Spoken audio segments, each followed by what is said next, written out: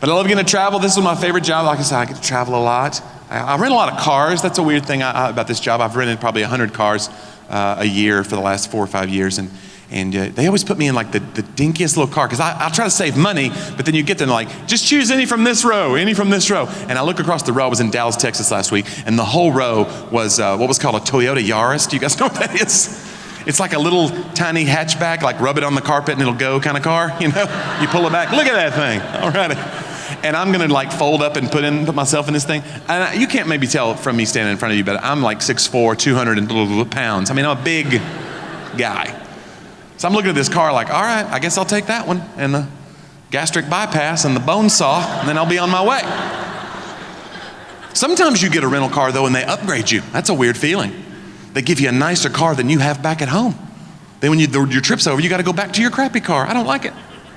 Hurts my feelings. And the last week they put me in an Infiniti. That was pretty cool. I'd never driven one. And this thing had heated seats, you guys. Heated seats. Does anybody know what that is? I never knew that was a thing. And heated seats are great in a car if you know you have them. I must have bumped the button with the cup, you know, putting it in the cup holder. I just get going on the road like, oh no.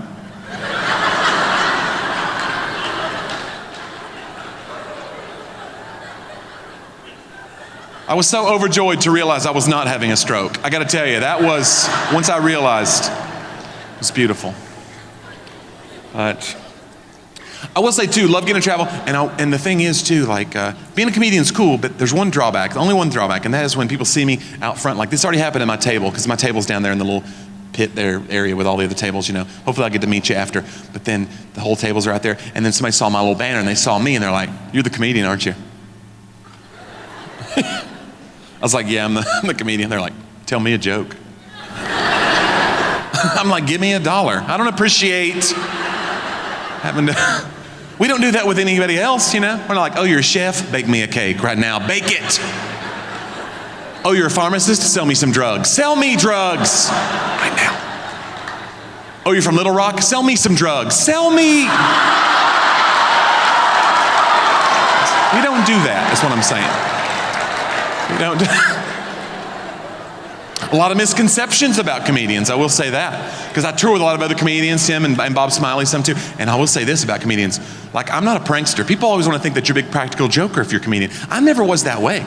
Because I never got in a prank war with anybody because you never know when that person, how far they're willing to go. You know? Anybody have that kind of a friend?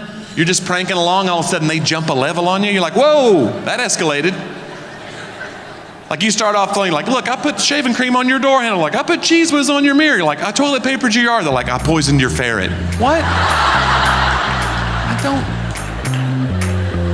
I don't have a ferret. What are you?